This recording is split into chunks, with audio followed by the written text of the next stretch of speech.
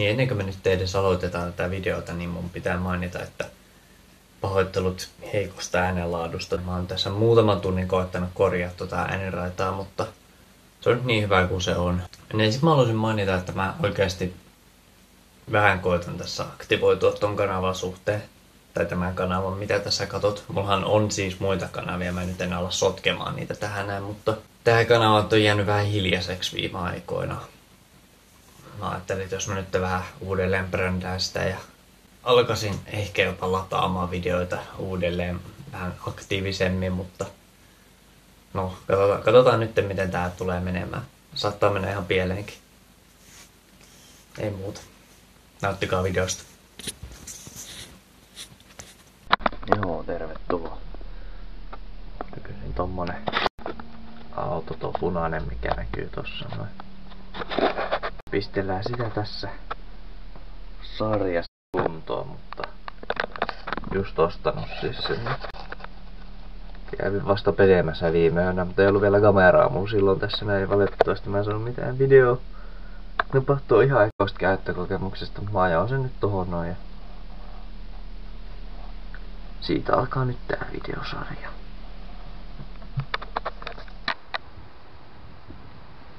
Joo. Näissä renkaissa on semmonen kuvio, että ne on sisäkumeella. Ja siksi niissä pitää olla sitten ilmaa aina, kun ne tai sitten se sisäkumi hajoaa helposti, jos siellä on matala paine. Niin en muista paljonko se oli, mutta sen verran muistin, että se oli kesärenkaisi joku 2.2 ja talvirenkaisi 2.5.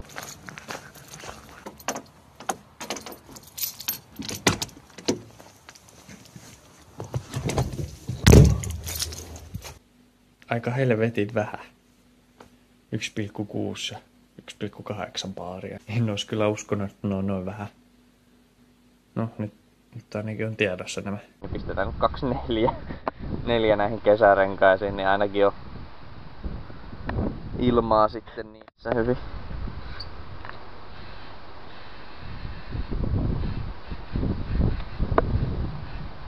Tää vielä tutkii mitä dokumentteja tää auton mukana tuli, niin siellä varmaan sitten lukee rengaspaineet, vaikka ei tiedä onko se näissä sisäkumillisissa eri. Eikö se sano, että nää oli ihan uudet renkaat, mut? Takana. Joo, mä kattelin, että on vähän halkeamilla. Mutta joo, se oli. Ne kannattais vasta eteen ne. Takaa eteen ja eteen edestä takana. Tää maalipintahan tässä on vähän tämmönen. Tää on hieno runkopala. Puuttuu palaa. Kiva. Täälläkin on rytyissä toi tunkin kohta. Onko se? Tähän hitsattu tähän palkkia. Nyt se on meidän tänne vittiin. Kiva. Nää kaikki pitää maalaa uusiksi.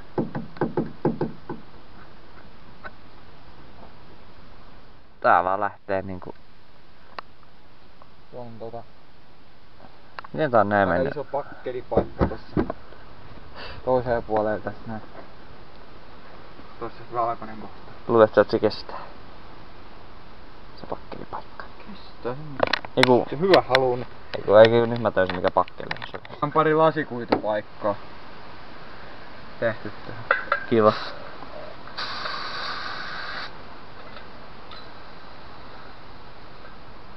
Tässä oli eniten tässä renkaasilla.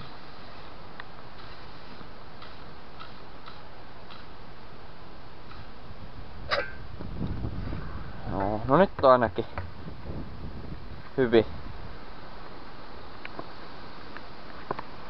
hyvin ilmaa. Sitten toi takaa lasi pitää.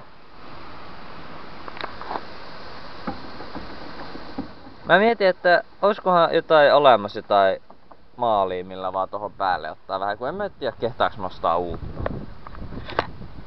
Mitä? Uutta takaa tommosta valoa tohon ihan vaan sen takia. Tulee 10 € siitä. No. Joo, ei kerennyt hirveästi esittele sisällä näyttää Savukuskin paikalla. Tuossa on rauttia, mittaristoa, sousvajeri, mikä pitää asentaa tuohon konepelti, että sen saa auki, koska tää on katkennut täältä. Pitää varmaan ottaa tää kokonaan irti ja mulla ei mitään tietoa, miten tää lähtee niinku tästä tää koko hommeli matkaan. En tiedä, saa nähdä. Tää on positiivinen lisä, että tänne ei varmaan nää hirveästi ihan määrää sisällä, mutta tää on paljon isompi tää niinku tämä tila hanskalokerro, että ne oikeesti mahtuu tavaraa. Sama ei voi sanoa eräästä muusta ladamallista. Äänentoistona tässä on nämä kaiuttimet ja tää mankka. Mä kuulin tästä radiokanava. Sitten sen jälkeen se ei enää halunnut toimia. Painoin nappia, niin se vaan haki kanavia ja mitään ei tapahtunut. Ja ihme mankka. Tää nappi on myös jumissa, mikä tällä puolella on, ja tää CD-nappi. Jotkut nappulat on myös vain jumissa, joten ei mene jatkoon. Mä varmaan vaihan tän mankan tuohon mun vakkarimankkaan. Niin sitten on auksi takaseetit ja levyvaihteet ja kaikki mahdollinen. Tää lähtee tästä pois. Penkit on, tai niinku tää päällinen mikä näissä on, niin tää on kauhean kulunut, että menee vaihtoon. Takana on sitten tommonen kuviollinen tuoli, mutta mitä sanottu, niin onneksi on ollut päällinen, koska muuten se olisi itse penkistä tää kuluma, niin varmaan uuden päällisen. Ja mä en tiedä mikä homma tää on, täällä on tämmönen matto, että joo, nyt on takapenkki. Joo, nyt on irroteltu nuo. Ei ollut kuin YK3 ja 4 ruuvia ja sitten tossa olemassa tuo yksi tossa kulmassa. Ei ollut oikein tuolta kuin tää suoja tästä. Tää voidaan laittaa tuohon noin, niin muistetaan se siitä. Niin tämmönen.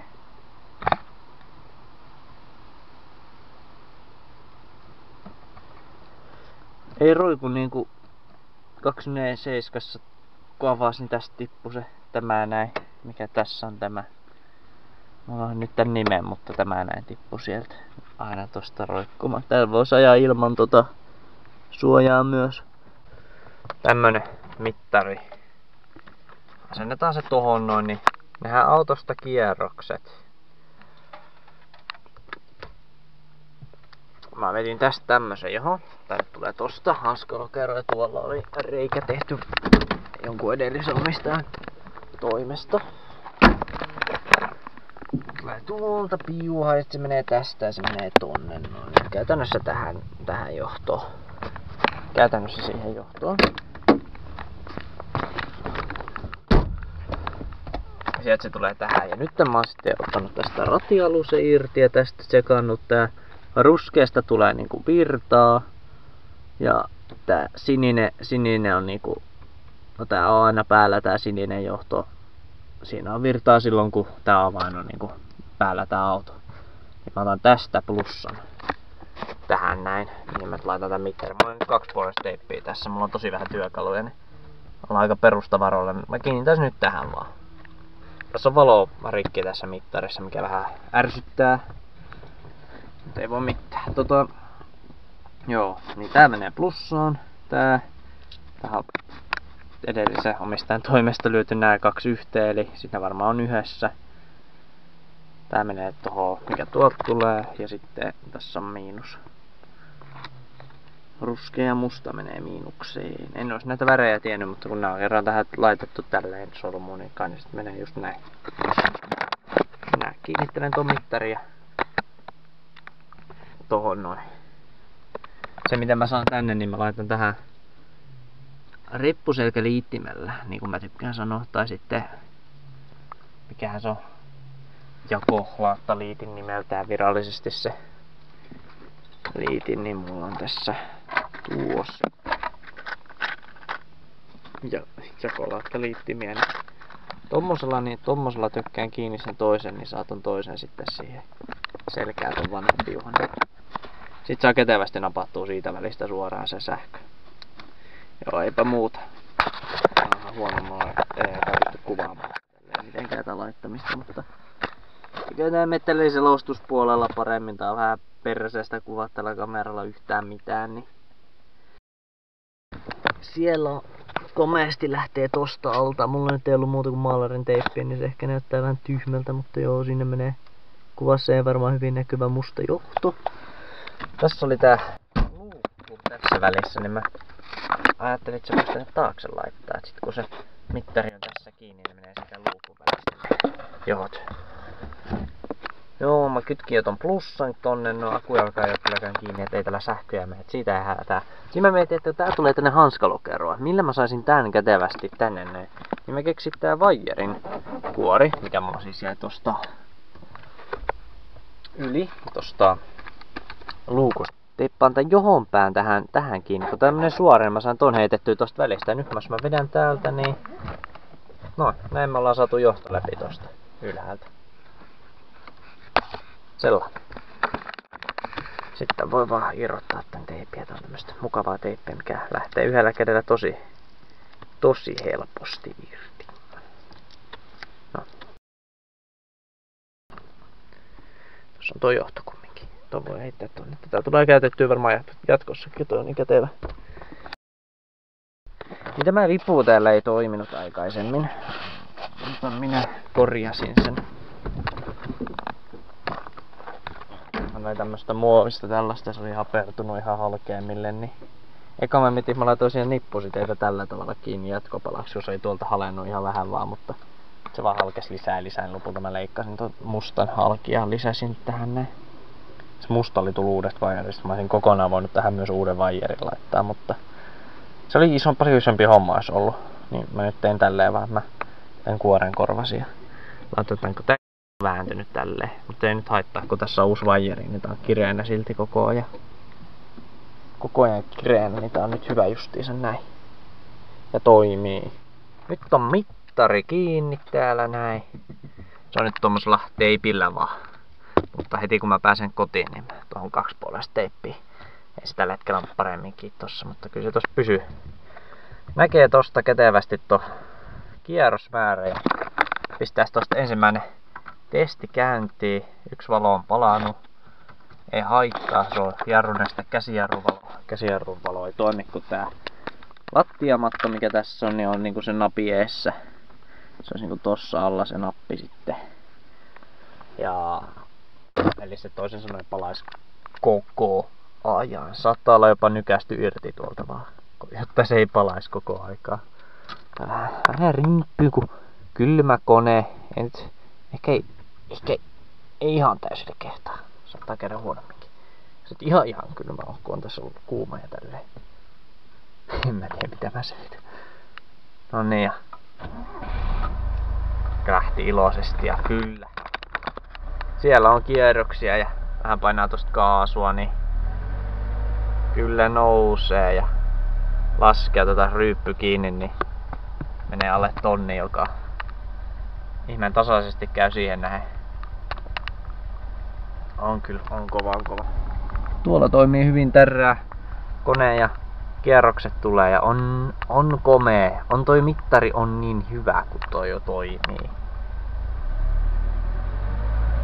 Vähän mietin, että minkä takia näissä oletuksena on tällaisia mittareita tässä mallissa. Se tuli myöhemmissä sitten 2107, mutta tämmöisessä just vanhemmassa autossa tää olisi just tosi tarpeellinen.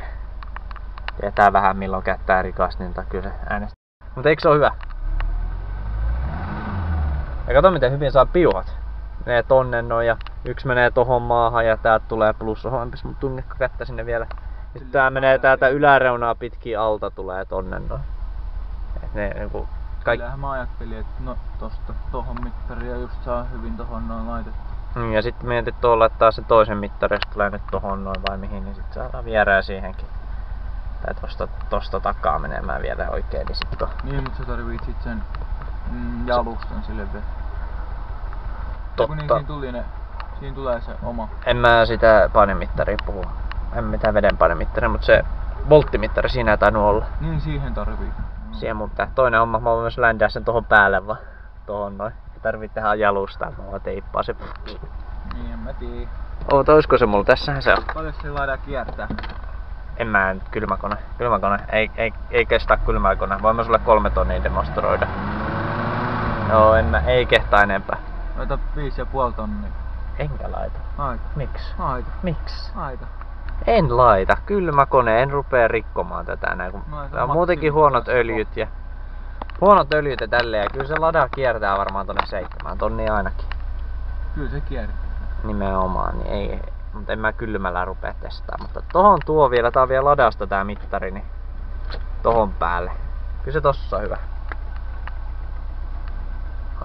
Katkaistaan tähän.